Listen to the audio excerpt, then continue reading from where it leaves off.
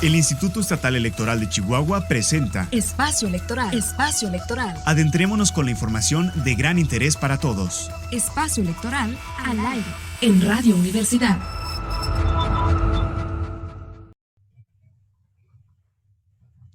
Muy buenas tardes, bienvenidas, bienvenidos a Espacio Electoral, este programa del Instituto Estatal Electoral de Chihuahua que les traemos cada semana con temas muy interesantes, con temas como democracia, como participación ciudadana y todo aquello que tiene que ver con ciudadanía. Mi nombre es Rolando Nájera y es un gusto saludarles, y conmigo se encuentra Oksana Bolchanskaya, quien nos va a dar detalles sobre lo que va a pasar hoy en este programa. Adelante, Oksana. Muy buenas tardes, Rolando, y muy buenas tardes a toda la audiencia que nos está sintonizando por las redes sociales del Instituto Estatal Electoral de Chihuahua. Me da un gusto de saludarles nuevamente en este espacio electoral, y como dijo Rolando, aquí tratamos los temas los más diversos, pero siempre relacionados con la democracia y la construcción de la ciudadanía, y hoy no va a ser la excepción. Hoy tenemos como invitada a una persona que recientemente, este fin de semana, estuvo en Chihuahua. Ella está en la Ciudad de México, pero nos acompañó y además participó y dio una conferencia muy nutrida en el marco del foro de reflexiones sobre el proceso electoral 2020-2021, un foro que reunió a consejeras y consejeros, a actoras y actores políticos de los más diversos estados de la República. Tuvimos una confluencia, yo creo que más de 20 estados fácil estuvieron presentes aquí en la capital de Chihuahua el día sábado, y luego se trasladaron a la Sierra Tarahumara, la capital de la sierra, que es Huachochi. De esto y de mucho más vamos a platicar hoy con Claudia Guzmán. Claudia es presidenta del Instituto para el Desarrollo Democrático y la Competitividad. Ella es empresaria, ella es estratega, política, conferencista, porque aquí la vimos y la disfrutamos en una conferencia en la que nos habló sobre el tema de la inclusión, o como lo podríamos definir más como democracia incluyente. Te saludo con mucho gusto, Claudia. Bienvenida nuevamente a Chihuahua, ahora de vía remota, pero gracias por estar aquí con nosotros en el foro que realizamos el fin de semana. Muchas gracias, Oksana, muchas gracias, Rolando, y a las personas que nos están siguiendo en las redes sociales, muchísimas gracias por permitirnos acercarnos a través de estas vías, y justo utilizando estos mecanismos de democracia incluyente como las redes sociales para acercarnos y poder conversar e iniciar diálogo. Creo que es una de las principales herramientas a las que nos debemos enfocar en este inicio de conversación. Muchas gracias. Muy buenas tardes. Buenas tardes, Claudia. Muchas gracias por estar aquí con nosotros. La verdad es un gusto tenerte. Ya hemos platicado y es siempre un gusto conversar contigo. Y pues bueno, ahora te tenemos aquí en este programa como te lo habíamos advertido. Pues bueno, mira, para empezar con esta entrevista, pues así como tú presides el Instituto para el Desarrollo Democrático y la Competitividad, vamos a poner en perspectiva a nuestra audiencia qué es este instituto. Cuéntanos un poco del perfil de esta organización y las actividades que se desarrollan. Quisiera empezar, muchas gracias por la pregunta, Rolando, empezar por dos cosas. Una, como parte de lo que nosotras revisamos en el foro, fue el uso del lenguaje para crear una realidad, en el caso de lo que estamos trabajando, la realidad democrática que queremos observar y plasmar en nuestro país. Y yo quiero compartirles que el Instituto para el Desarrollo Democrático y la Competitividad, más allá, desde su nombre, desde su génesis, está planteada para ser una organización que pueda medir a través de indicadores, y con estos indicadores proponer estrategias que puedan facilitar la gobernanza. Esto desde una mirada de inclusión de un sector que podría parecer que no tiene ninguna relación de manera directa en la construcción de una cultura política, es el sector privado. Y déjenme expresarles desde dónde nace, o sea, esta concepción. Recuerden que también comentaba en la conferencia, solo lo que se concibe es lo que es posible que nazca. Entonces, lo primero que necesitábamos era concebir que la empresa estaba como actor coadyuvante y actor como un sector que puede facilitar la construcción de un desarrollo, ¿no? Empezando por el desarrollo y contemplar que el desarrollo democrático en sus 4 dimensiones como un índice, pues puede ser parte de una base que genera pues la cultura de paz y la cultura de la legalidad. Pensar que las empresas no tienen relación en la cultura política o en la democracia es padecer de una miopía. Esto evitaría pues, observar que el desarrollo económico está en función de la calidad de vida de todas las personas y que, pues, sobre todo este aspecto importante, pues, es parte de garantizar que las sociedades generen progreso. Las sociedades que no pueden ser en este sentido con progreso, con un desarrollo, pues no pueden existir en sociedades que fracasan. Las empresas deben estar en una sociedad que esté encaminada a ello. Para eso, pues, tenemos que tener estos mecanismos. El desarrollo democrático, que es un índice que mide el desarrollo social, el desarrollo económico, el desarrollo institucional y el desarrollo ciudadano. Una vez que tenemos contempladas estas dimensiones y luego lo conjuntamos con otro índice que es el de la competitividad, en donde las empresas no es que compitan entre ellas, sino aquellos programas o buenas prácticas que nos permitan alcanzar niveles que garanticen el buen uso de los recursos. Ahí entonces este binomio competitividad y desarrollo democrático nos permite poder encaminar a otro aspecto que es el que se genere un desarrollo sostenible. Y esto es que todas las personas tengamos garantizado en este momento y hacia el futuro los recursos con los cuales tenemos que mantener pues, una sostenibilidad y sustentabilidad. Suenan a conceptos muy de moda o muy ahora utilizados muy recurrentemente, pero lo resumo en un enunciado. La sustentabilidad y la sostenibilidad de las organizaciones es cómo se mantienen sanas. Y la sustentabilidad es cómo garantizamos la buena administración. Y aquí la buena administración recae en la administración pública y en la administración privada. De tal manera que eso es lo que realmente en un contexto de buena administración, pues garantizamos un contexto de democracia, es decir, una mirada de compromiso y responsabilidad de todas las partes para pues, poder tener un espacio de bienestar, de desarrollo y de largo aliento, ¿no? Una buena administración que se le debe exigir al sector público y al sector privado para garantizar una cosa que ha hecho el instituto, una responsabilidad social empresarial democrática.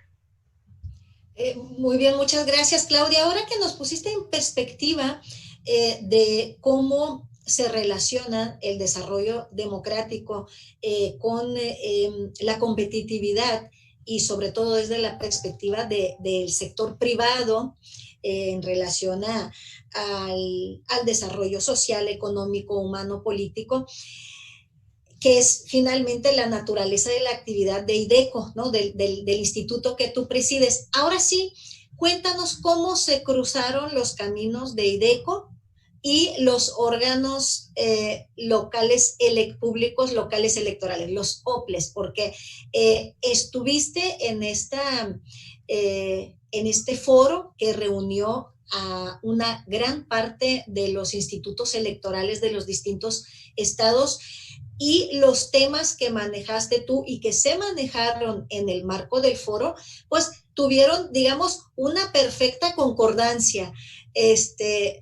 Platícanos un poco de esta coincidencia. Mira, gracias. Fíjate que en esta parte de cruzar, yo lo diría como convergente y además paralelos, caminos paralelos, es desde justo el objeto de cada una de las instituciones. En el caso de los organismos públicos electorales, pues nadie mejor que estas instancias que no solamente se dedican a organizar elecciones, sino que construyen ciudadanía, que fomentan la educación cívica y que con base en ello pues van desarrollando pues una serie de actividades que producen una serie de información o gestión del conocimiento, y es aquí, a partir del conocimiento, donde estas dos instancias, en este caso los organismos públicos locales electorales y el IDECO como una institución que justo ha trabajado en contextualizar las relaciones de Estado-sociedad, es donde convergen, en la construcción de la gobernanza, es decir, este ambiente sólido que garantiza que podemos generar espacios de estabilidad como pilares, y el pilar en este caso, el fomento a una cultura política, una cultura cívica. O sea, no solamente como vehículo la educación, sino la construcción de una política a partir de la cultura. Ahí es donde convergen, ahí es donde coinciden, en donde cómo ambos podemos abonar a este aspecto importante, que además de ser un indicativo de pertenencia, un indicativo de adherirnos a aspectos que son de identidad, pues vamos trascendiéndolos hasta en tanto que en esta parte de cómo generar cultura, pues podemos entender que es desde ahí, desde la gestión del conocimiento, donde podemos hacer que estas relaciones tengan esta justamente convergencia, ¿no? O sea, ese es el punto donde ambos nos encontramos.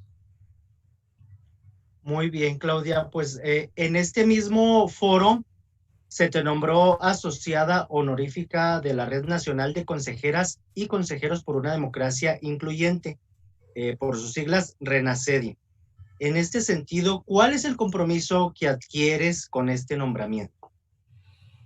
Pues primeramente la de plasmar en la realidad mexicana una verdadera democracia incluyente, empezando justo con hacer visible, a partir de, digamos que desde la parte personal e institucional del organismo que presido, demostrar y de demostrar como esta parte comprobatoria y mostrar como esta parte visible.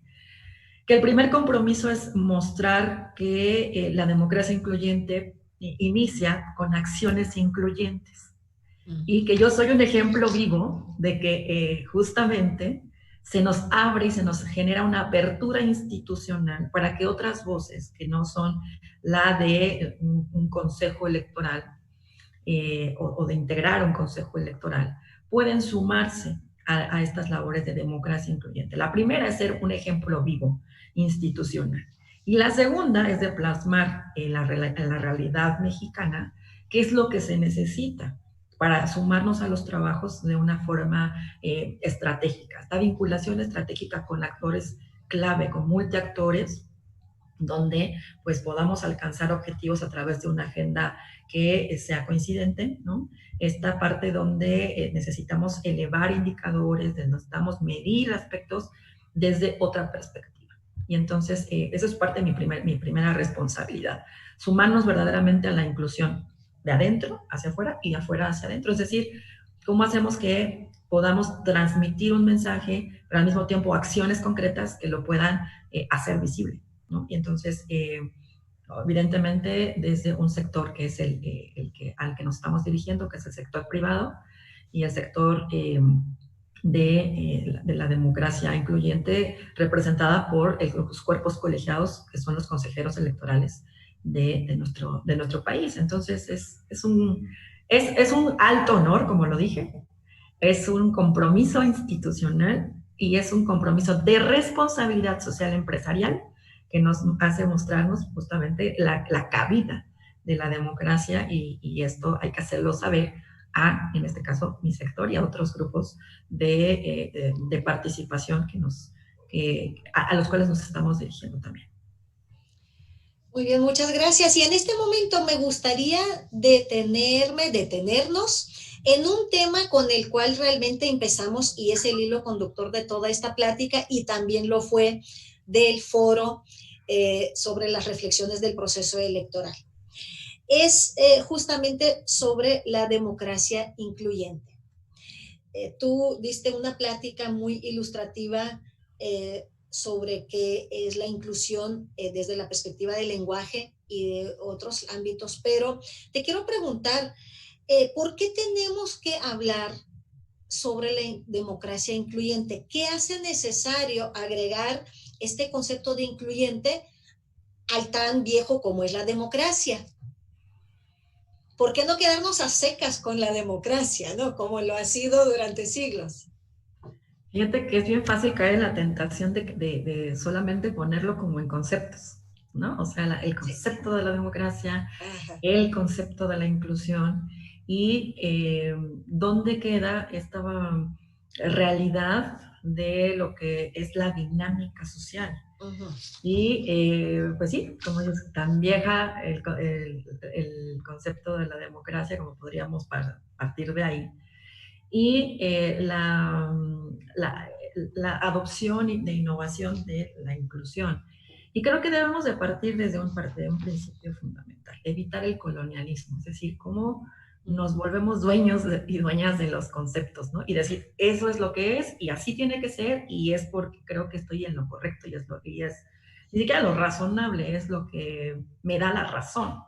Y es desde ahí que necesitamos hacer que nuestros factores en la vida social empiecen a tener un cambio. Yo lo mencionaba en la conferencia, no necesitamos ni cambiar paradigmas ni romperlos, necesitamos invertirlos. Es decir, la inclusión no significa que tengo que traer a las personas a mi espacio y decir que yo tengo el mejor...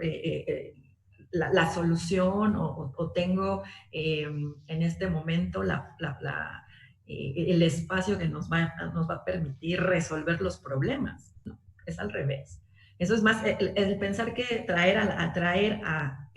y atraer a las personas es totalmente excluyente. O sea, la inclusión es cómo hacemos para ir y estar en las dimensiones que nos permitan pues estar en una propuesta marco, ¿no? Donde todas las personas intersubjetivamente, como lo comentaba en la conferencia, podamos construir no solamente acuerdos, sino comprender cómo se está interpretando la realidad. No es lo mismo cómo se interpreta la realidad en un contexto rural, no es lo mismo cómo se interpreta la realidad en un contexto urbano, no es lo mismo cómo se interpreta la realidad desde la mirada de las juventudes, no es lo mismo cómo se interpreta la realidad desde las infancias. Y desde estas miradas es importante que pues podamos comprender que tenemos siempre, en una verdadera democracia, siempre tenemos una mirada parcial. Y si queremos tener una mirada incluyente, necesitamos comprender cómo se interpretan estas realidades y cómo podemos de esta manera interconectar. No es que tengamos que entenderlo todo o que quepa todo, sino que no se nos salga nada. Y podría parecer una paradoja, ¿no? Y desde ahí todo este tema de cómo evitar caer en la tentación de ponerle conceptos, pero yo creo que en esta parte es no solamente entender o comprender o tener, como les digo, este aspecto tutelar o cómo hacemos para que a todas las personas podamos entendernos. Yo creo que desde esa mirada no estamos logrando una verdadera democracia incluyente. Creo que habría que poner a la luz de una democracia en clave, como lo decía, ¿no? En una clave sanitaria, es decir, ¿cómo hacemos que la salud de las personas, por ejemplo, en un caso ahora, ¿no? La salud de las personas esté también identificándose con la salud de la democracia? ¿Cómo hacemos que esté en clave sostenible? ¿Cómo hacemos que los recursos se garanticen? ¿Cómo hacemos que todas esas circunstancias nos permitan hablar en clave, de tal manera que podamos generar pues, estos aspectos que conjuntamente podamos comprender las realidades de todas estas miradas y plasmar justamente un marco que nos permita comprender y tener acceso a las percepciones y en función de ello a las soluciones públicas, ¿no? O sea, de todos los aspectos que tendríamos que contemplar ya en acciones concretas, que son planes de gobierno, que son propuestas o iniciativas ciudadanas, que son cómo hacemos que todo eso pues sea parte de una relación de doble vía, es decir, qué necesitamos nosotras, qué necesitan también a quienes estamos dirigiéndonos y cómo mostrar que no son conceptos independientes, sino es cómo agotar la relación desde donde tenemos que verla para verla desde los diversos planos que tendríamos que abordarla. Es un tema más que simple, bastante, creo que diverso, y en este sentido, pues la democracia juega un papel fundamental.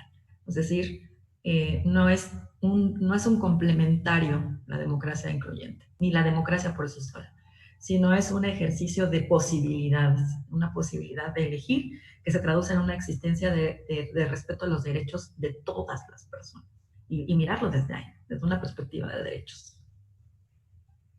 Así es, como bien lo dices, pues es un concepto que no es tan simple, ¿no? Que no podemos definir tan fácilmente y que, bueno, ahorita pudiera ser, como es un concepto relativamente nuevo, pero pudiéramos ya empezar a evaluarlo, ya podríamos empezar a hacer un análisis de lo que se ha hecho y en ese sentido, ¿qué tanto se ha avanzado en la inclusión en los sistemas democráticos y cuáles serían los desafíos que enfrentan las instituciones electorales para garantizar una verdadera democracia incluyente?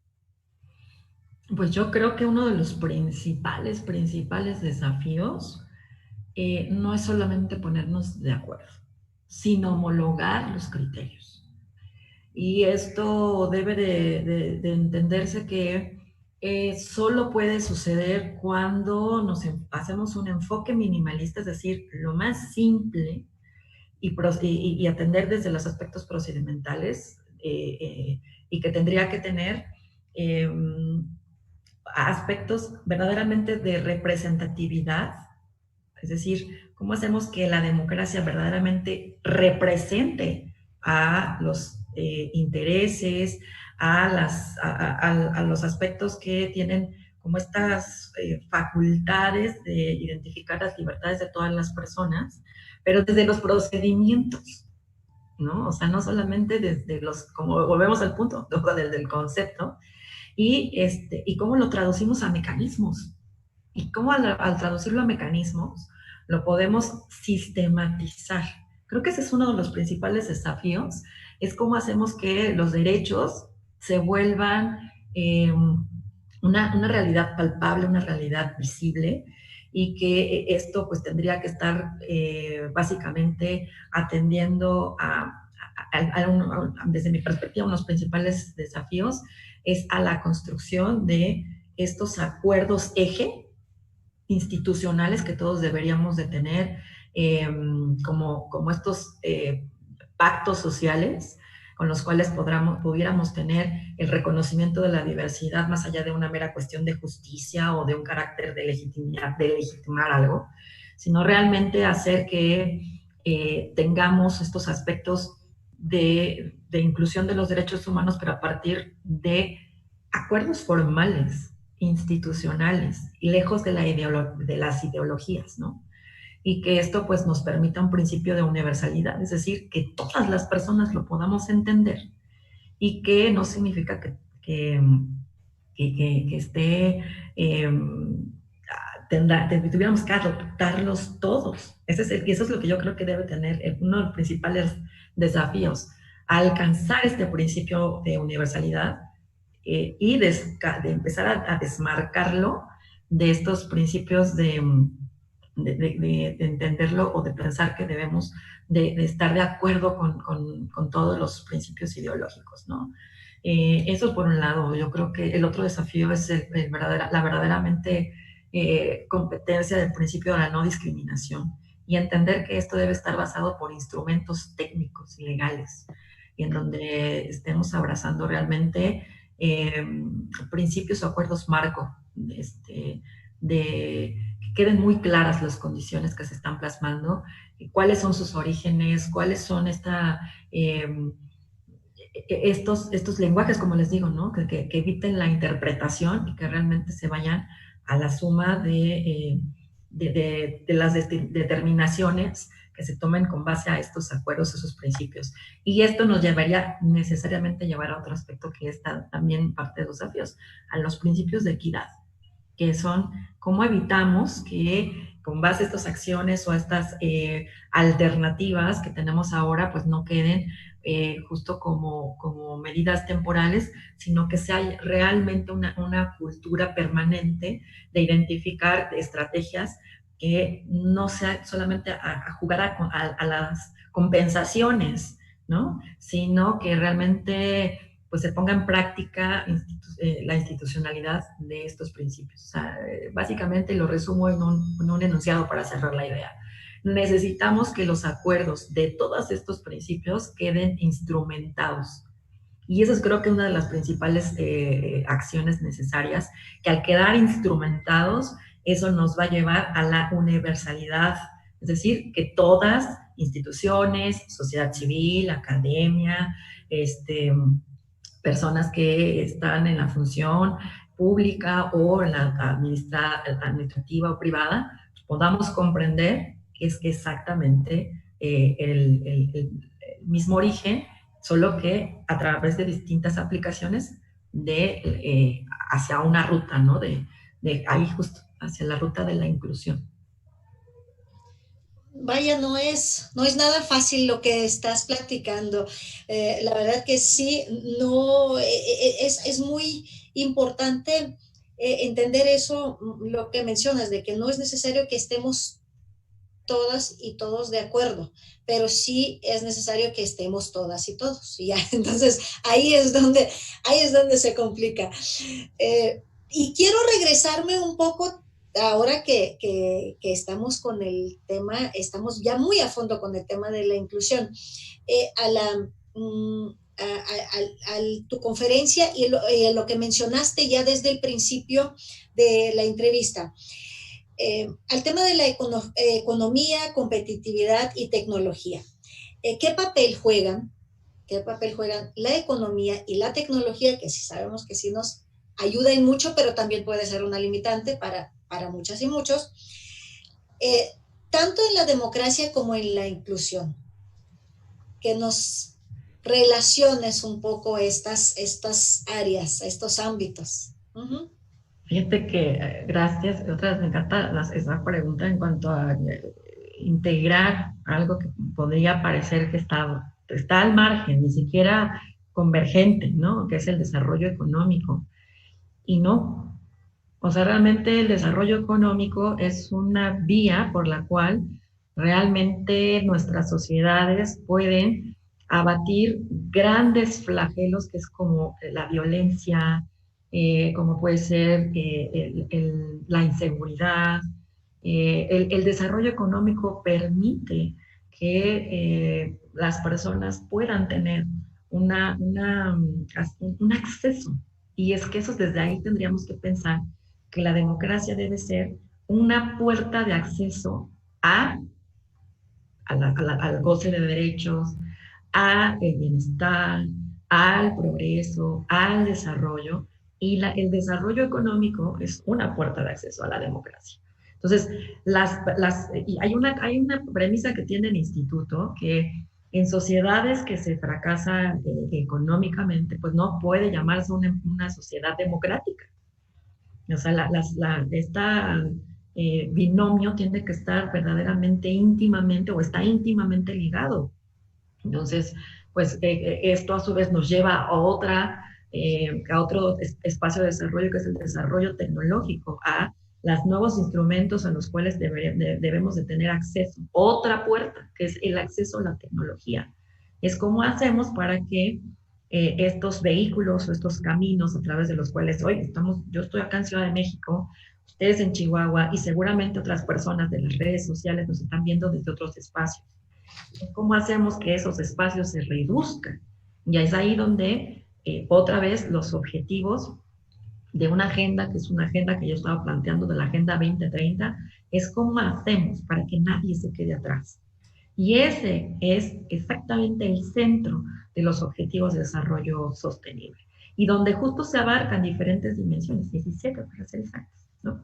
Y que esto nos va llevando a acciones muy concretas y muy prácticas para que el desarrollo económico esté dentro de la agenda de gobernanza, para que el desarrollo social y para que el desarrollo tecnológico sea un camino y una vía de acceso para que todas las personas podamos tener el cumplimiento de esta agenda, no solamente ni de una entidad, de una comunidad, sino de un aspecto ya global. Algo que tendríamos que tener muy en cuenta es que, yo lo he compartido, ¿no? O sea, si no hemos entendido qué es una acción individual como esto, no vamos a poder comprender el impacto de esa acción individual en el mundo, en el espacio global. Y entonces, esa es la relación que hay, que cada aspecto que produzca una garantía desde el ámbito productivo, esta activación que hoy más que nunca es necesaria para que todas las personas tengan los derechos fundamentales, que es alimentación, salud. Esto se tiene que detonar a partir de una buena política administrativa, económica, y eso tiene que estar en las agendas. Entonces, desde ahí es donde tenemos que empezar a trabajar y comprender que una acción, si no es sistematizada, no podemos generar verdaderamente una acción, digamos, de gran impacto. Y voy también enmarcando y entrelazando, tejiendo las ideas. El desarrollo tecnológico es fundamental para que podamos empezar a hablar desde un mismo lenguaje, el lenguaje de la reducción de los espacios y de, antes decía, ¿no? O sea, esto es de presencia remota. No, ahora las tecnologías, nos debemos pensar igual otra vez, invertir el paradigma. Nos están acercando. Y si nos están acercando, deberíamos evitar las brechas que nos eviten separarnos. Entendiendo por ello la brecha tecnológica. ¿Qué tenemos que hacer para democratizar estos aspectos? Y ahí es donde todos los sectores, nuevamente, los sectores se tienen que unir para empezar a trabajar en acciones muy concretas que nos permitan, desde nuestros espacios de incidencia, hacer del alcance a todas las personas pues, estos aspectos, ¿no? Que suena también, o sea, es fácil mencionarlo, pero ya bajarlo a tierra, a planes de trabajo, hacer que las empresas puedan comprender estos conceptos y dejar de justo dejarlos solo en conceptos, sino aterrizarlos a acciones estratégicas en las organizaciones y luego hacer que los distintos actores institucionales y los no institucionalizados pues puedan hablar en clave democrática. Ese es el siguiente desafío de la democracia incluyente, hablar en esa clave. Muy bien, Claudia. Y también, pues bueno, al hablar de inclusión, habría también que hablar de los grupos que han sido excluidos, que han sido ignorados históricamente. Y uno de estos grupos son las juventudes, que a pesar de que son agentes de cambio, pues han sido excluidos históricamente. ¿Qué papel juegan las juventudes en la democracia incluyente, en la construcción de todo este concepto, de toda esta actividad? Pero uno de los papeles fundamentales es, otra vez, empezar a cambiar lo que se entiende por juventudes. Muchas veces lo que se ha planteado, y lo decíamos también en la conferencia, ¿no? O sea, se ha también estigmatizado a las juventudes como sinónimo de inexperiencia, o como sinónimo de acompañamiento, o de tutelar sus iniciativas o acciones. Y no. Hoy necesitamos comprender que las diferencias por segmento de edad ya tendrían que estar también fuera de cualquier mito, y ahora empezar a trabajar con una equidad preparadora en un principio fundamental de construcción de democracia incluyente, donde también las juventudes forman parte de las soluciones públicas y generar en las juventudes competencias ciudadanas que les permitan fortalecer sus liderazgos, fortalecer su presencia en sus comunidades, si lo que queremos es acompañarles, lo que es importante es darles instrumentos, herramientas para que con su propia iniciativa pues formen parte de las soluciones públicas en sus contextos. Entonces, esa es la primera, creo que el aspecto fundamental, hacer que las juventudes son, y hablo sí, juventudes como también un abanico de realidades, como lo platicábamos al inicio de esta conversación. No es lo mismo las juventudes rurales, no es lo mismo las juventudes que están en una formación académica o en una formación técnica, no es lo mismo las juventudes que tienen un espacio sociogeográfico de la sierra al que tiene en los aspectos que abonan justo a las urbanidades o a las ciudades. Entonces, desde ahí hay que empezar a identificar como las necesidades particulares como parte de lo que se requiere. Y en este sentido, muy puntualmente, creo que lo que se requiere es el nuevo diseño de políticas públicas y de legislaturas que les permitan la mayor participación. Necesitamos que las juventudes tengan acceso a marcos de participación, de decisión pública. O sea, no estoy hablando solamente de la emisión de un voto, ¿no?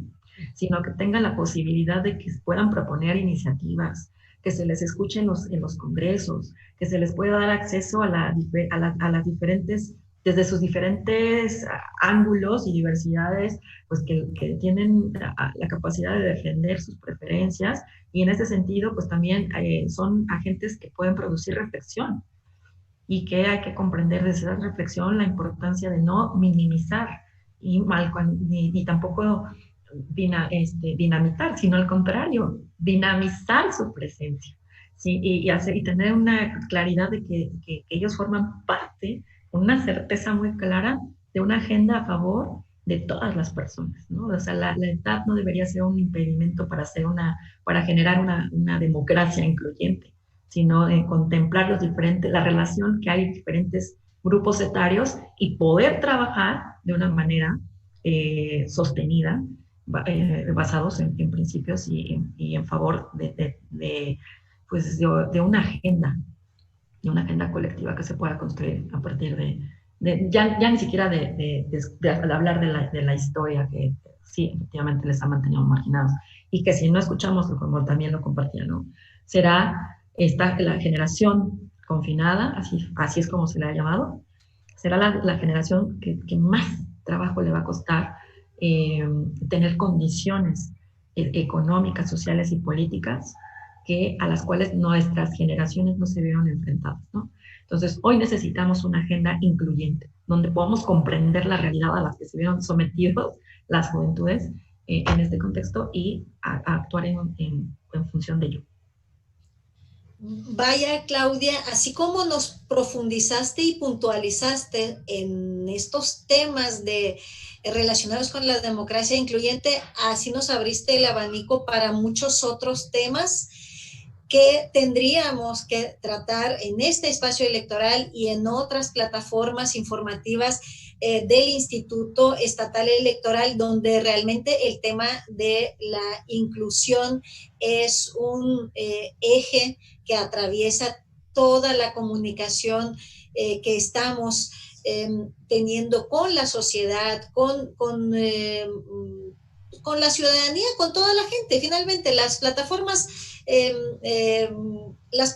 digitales están abiertas a todas las personas que tienen acceso a ellas y pueden también trascender más allá de lo digital, porque va de boca en boca. Entonces, te agradezco mucho que nos diste este panorama también tan amplio. Nos abriste muchos otros frentes en los que tendríamos que estar profundizando informativamente hablando, y como parte de este compromiso del fomento a la cultura cívica, a la cultura política, porque creemos que estos espacios abonan a esta promoción, a esta construcción continua, ¿no?, de una cultura cívica más sólida, con más información, con más participación. Y aprovecho también para hacer el comercial, 2 comerciales incluso. Si quieren ustedes saber más sobre la democracia incluyente, sobre el lenguaje incluyente, les invito a que busquen en la página del Facebook del Instituto Estatal Electoral el día sábado. ¿Qué fue el sábado? 25, sí, fue el día naranja. Sábado 25 de septiembre, la conferencia que brindó Claudia Guzmán en el marco del foro Reflexiones del Proceso Electoral 2020-2021. Ahí está la transmisión. Ustedes la pueden ver desde la comodidad de un dispositivo móvil o de una computadora en su casa, en su oficina, donde les sea más cómodo y más de mayor acceso. Y también quiero invitarles a que consulten nuestra biblioteca virtual en la página del Instituto Estatal Electoral, porque recientemente publicamos ya el número 6 de la revista Ruta Ciudadana.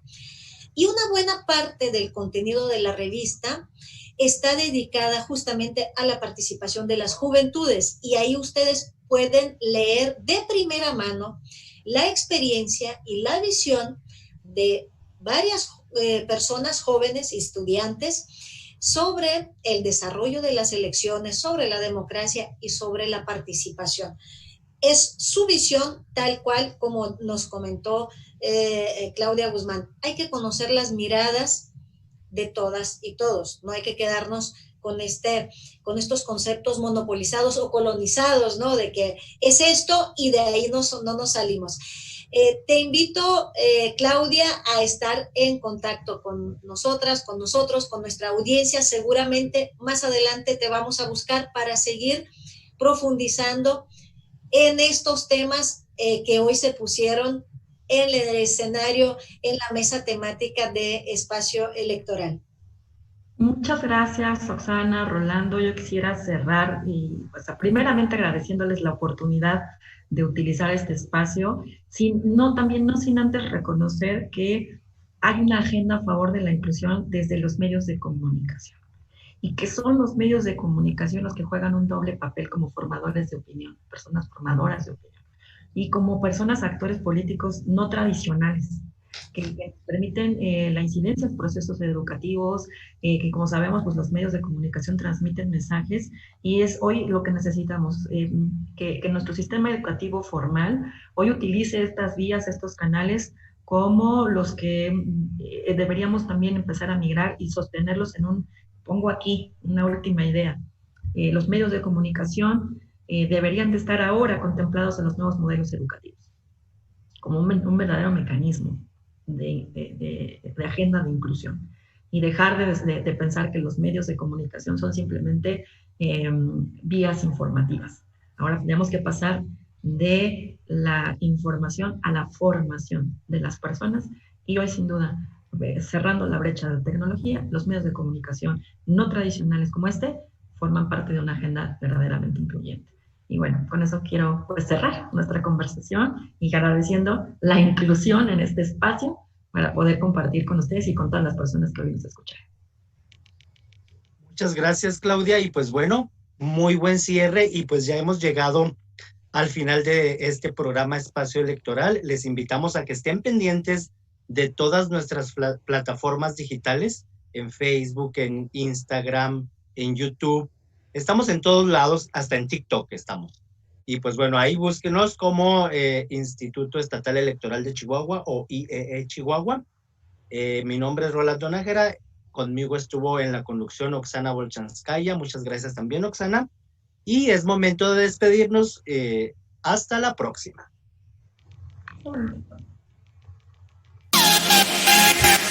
Esto fue Espacio Electoral. Espacio Electoral, el programa del Instituto Estatal Electoral de Chihuahua. Los esperamos en la próxima emisión por esta frecuencia universal.